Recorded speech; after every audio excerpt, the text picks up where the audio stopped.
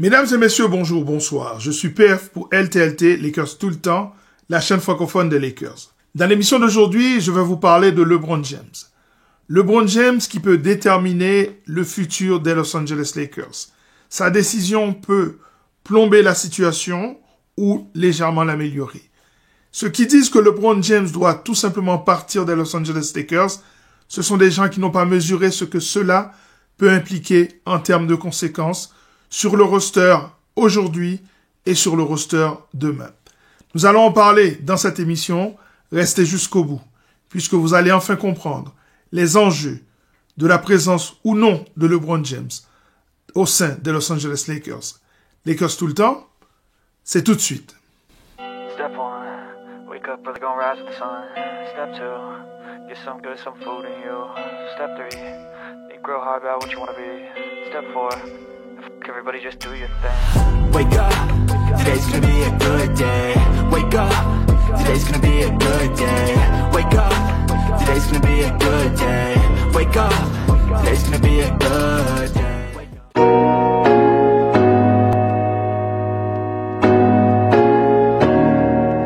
Pour ceux qui ne sont pas familiers avec la situation de LeBron James aux Lakers, disons qu'il a une option. Cette option, et je voudrais pas me tromper, alors j'ai noté le montant, 52 627 153 $. Ainsi, il peut décider d'arrêter sa carrière, il peut décider de signer ailleurs, il peut décider de lever cette option et de demander un trade vers une autre équipe. C'est tout à fait possible, puisque LeBron possède ce qu'on appelle un no trade clause. Et ça lui permet d'accepter ou pas qu'un trade soit fait le concernant. Il peut décider la destination, il peut décider où il veut aller. Il peut décider également de prendre cette option à 52 millions et plus et rester aux Los Angeles Lakers. On va parler des conséquences d'une telle décision. Ou alors, et c'est ça qui est plus intéressant, il peut décider de décliner l'option et de signer un nouveau contrat avec les Los Angeles Lakers en faisant ou pas un geste commercial, en faisant ce qu'on appelle un pay cut qui permet aux Los Angeles Lakers d'avoir plus de flexibilité pour pouvoir signer un free agent. Nous allons parler de chacun de ces cas de figure et avant d'aller plus loin dans cette analyse, j'ai envie de vous dire que LeBron James, cette saison, c'est 25 points, 8 rebonds, 8 passes décisives. Et surtout, jamais les Los Angeles Lakers auraient été en playoff cette saison à la 3e place dans une conférence ouest particulièrement compliquée si LeBron n'avait pas été exceptionnel dans un premier temps offensivement et exceptionnel dans un second temps défensivement. Je voulais juste poser ça là pour qu'on puisse avoir les idées en tête lorsqu'on va analyser chacun des cas de figure.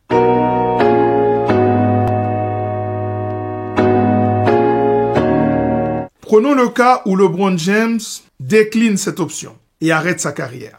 Dans ce cas de figure, les Lakers ne libèrent pas 52 millions de leur salary cap. Pour une raison très simple, c'est que LeBron James a été signé successivement chaque année avec les bird rights qui appartenaient aux Los Angeles Lakers. Ça permettait aux Lakers de pouvoir le signer à un prix beaucoup plus élevé. C'est un mécanisme contractuel qui permet aux franchises d'aller au-dessus d'un certain seuil, notamment le seuil du salary cap afin de signer leurs joueurs. Contrairement à ce qui est dit dans certains médias, ce n'est pas un mécanisme qui vaut que pour les rookies. Ça vaut pour les joueurs qui sont restés longtemps dans une franchise. C'est le cas notamment d'un joueur comme Jackson Hayes qui est resté 2 ans et les Lakers ont ses bird rights. Pourtant, il n'a pas du tout été drafté par les Los Angeles Lakers. Donc ça, c'est le premier cas de figure. LeBron James décide d'arrêter sa carrière et, selon mes calculs, les Lakers ne pourront pas libérer plus de 16 millions de dollars dans le salary cap afin de signer quelqu'un.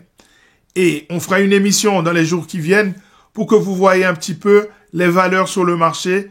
Et donc, à 16 millions de dollars, vous n'avez pas un joueur qui arrive à la cheville de LeBron James. De toute façon, dans cette classe, il n'y a pas de star. Donc, dans ce premier cas de figure, ce serait assez catastrophique pour les Los Angeles Lakers.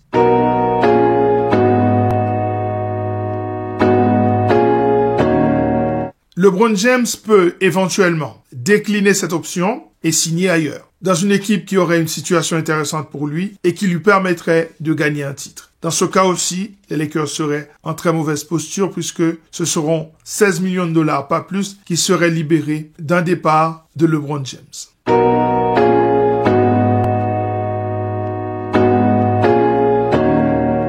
LeBron James pourrait décider de prendre cette option à 52 millions de dollars et demander un trade. C'est peut-être la situation la plus intéressante pour les Los Angeles Lakers. Je m'explique. Dans ce cas de figure, les Lakers auraient pu recevoir quelque chose en échange d'un départ de LeBron James. Peut-être exiger l'arrivée d'un pivot. Je n'ai pas encore étudié la situation, les destinations possibles, mais c'est tout à fait envisageable que LeBron James décide. Je prends mon option à 52 millions et plus et je demande un trade. Puisqu'il a cette option, cette clause dans son contrat qui dit qu'il ne peut pas être tradé sauf s'il décide où il veut aller. Et là, les Lakers pourraient obtenir quelque chose pour LeBron James. Et vous allez voir que c'est peut-être la meilleure option, la meilleure solution possible. Dans ce cas-là, et pour moi, c'est peut-être le seul cas où on peut envisager une arrivée de Giannis Antetokounmpo. Si, évidemment, LeBron James décide qu'il va aller du côté de Milwaukee pour jouer non pas avec Giannis Antetokounmpo, mais pour prendre sa place. C'est tout à fait possible, c'est tout à fait envisageable. Mais je ne vois pas LeBron prendre une telle décision. Donc cette option-là, pour moi, elle semble peu crédible.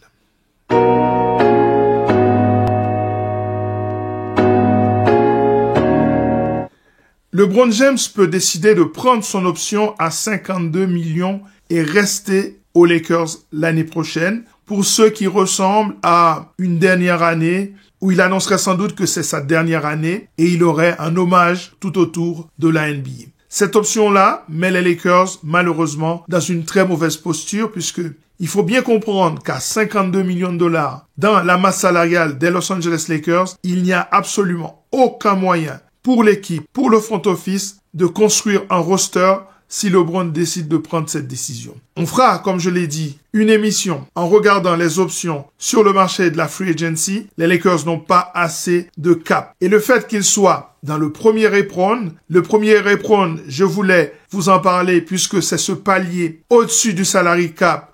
Lorsque vous l'atteignez, vous impose un certain nombre de contraintes, un certain nombre de sanctions. Et notamment, l'une des sanctions, c'est de ne pas pouvoir utiliser l'une des deux exceptions, c'est-à-dire l'exception la plus élevée, le mid-level exception, qui est aux environs de 14 809 200 dollars et qui permet d'avoir un joueur moyen, mais pas une star. Donc, aller chercher un pivot dans le marché tel qu'il est conçu aujourd'hui, avec le mid-level exception, c'est pas possible. Par exemple, c'est le mid-level exception qui avait permis aux Lakers de signer Gabe Vincent, pour que vous voyez à quoi ça correspond. C'était aux environs de 12 millions de dollars à l'époque. Maintenant, le montant a augmenté, mais on ne peut pas aller chercher quelqu'un d'important à ce prix-là. Selon mes calculs, le mid-level exception vous permet d'avoir un joueur moyen plus, un 3&D, peut-être un pivot de seconde zone, mais tous les pivots de haut niveau qui sont présents sur le marché, je pense à Clint Capella, à Miles Turner ou des mecs comme ça, eh bien, vous ne pouvez pas les payer à 14 millions de dollars ou à 15 millions de dollars. Ce n'est pas possible. Donc, cette option-là reste l'une des options les plus compliquées pour les Los Angeles Lakers. Celle où LeBron James dit, je garde mon option à 52 millions de dollars. Et là, ce serait une catastrophe pour Rob Pelinka qui serait cantonné à construire son roster via trade et via la draft. À la draft, c'est vrai que les Lakers ne possèdent que le 55e choix, mais c'est tout à fait possible d'acheter un pick. C'est possible de faire un trade et de ramener un pick dans ce trade. En tout cas, il y a plusieurs possibilités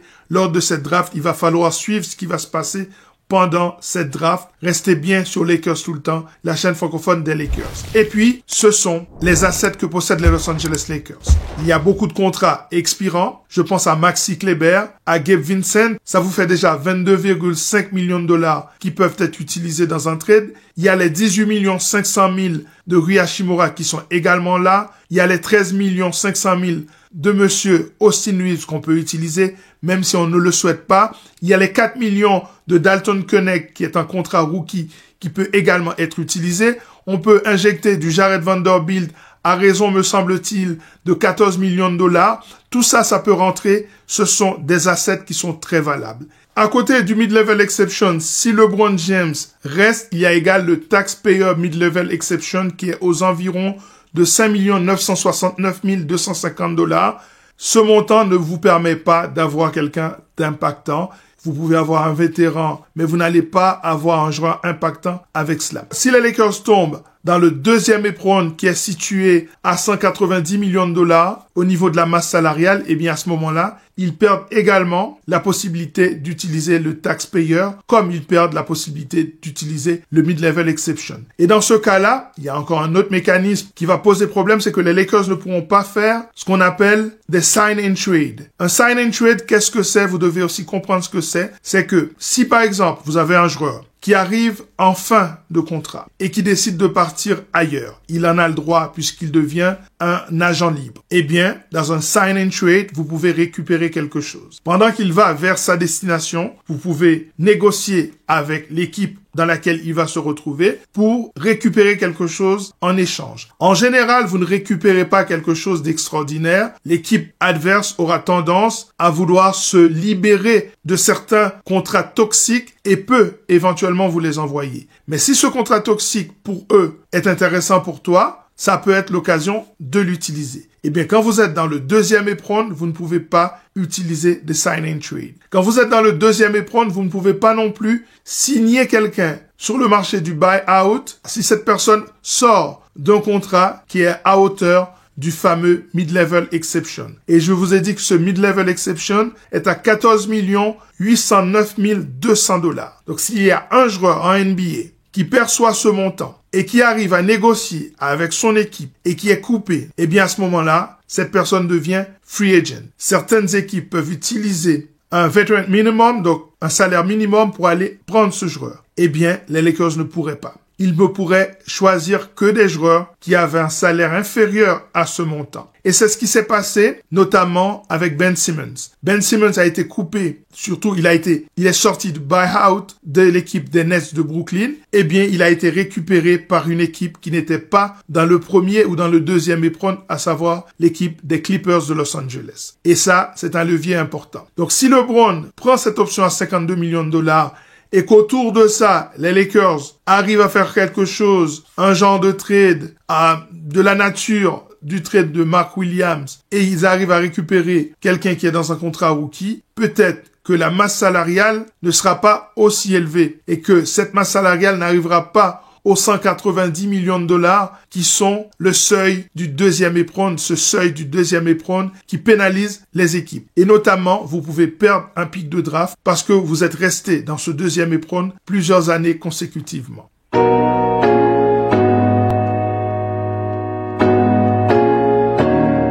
Heureusement, il y a un dernier cas de figure. C'est celui où LeBron James peut décider de décliner son option et de re-signer avec les Los Angeles Lakers pour un salaire moins élevé. Et selon les rumeurs, LeBron James ne le fera pas. Je répète, il y a des rumeurs selon lesquelles LeBron James ne prendra pas de pay cut. Il ne prendra pas moins.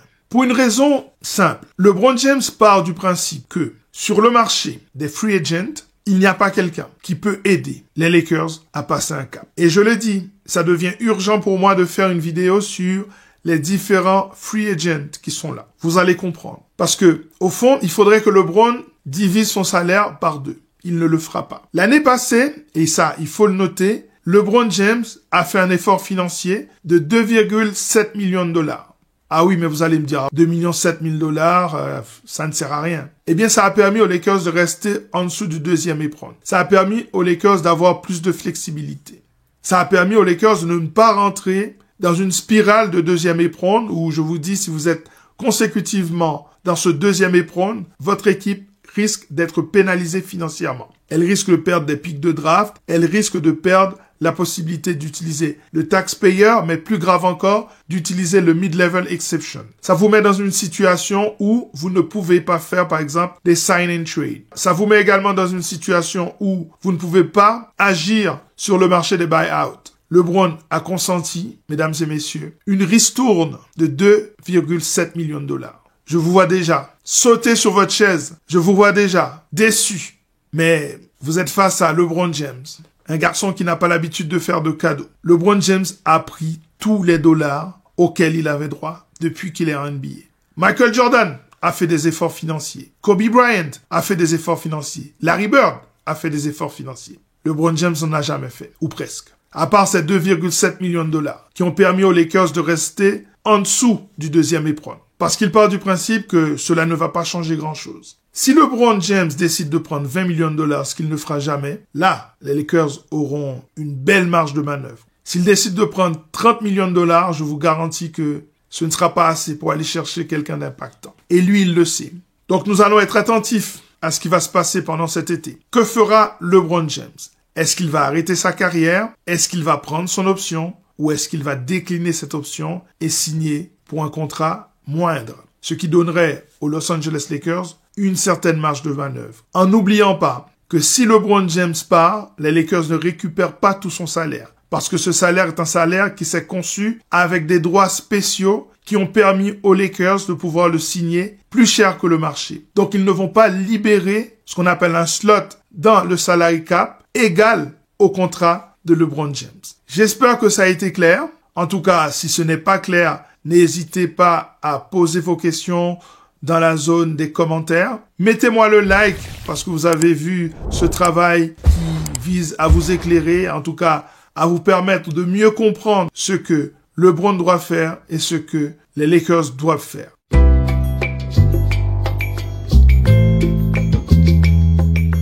Voilà, ça en est terminé pour cette émission consacrée au cas LeBron James, ce qu'il va faire, quelles décisions il va prendre, quels seront les impacts de ces décisions sur la manière de construire cette équipe des Los Angeles Lakers. On sera là tout l'été pour analyser ce qui va être fait. Les choses ne sont pas aussi simples qu'elles le paraissent. Je dirais même que cette intersaison va être plus difficile que celle d'après puisque les Lakers sont un peu pieds et poings liés par rapport à certains contrats qu'ils ont dans leur masse salariale. Il faudra surveiller ce qui va se faire du côté de Dorian Finney-Smith. Il faudra voir si Luka Doncic va prendre sa prolongation dès le 2 août. C'est le 2 août la date qu'il faudra regarder, qu'il faudra cocher dans son calendrier. Et puis, il faudra voir ce que le front office va faire. Eh bien, ça va être très intéressant. Je vous laisse en espérant que vous vous êtes abonné à cette chaîne, que vous m'avez mis ce petit pouce bleu, que vous allez me mettre des commentaires et me poser plein de questions et que vous avez partagé cette émission afin qu'elle soit connue de plus de personnes. Prenez soin de vous. À très bientôt. Ciao.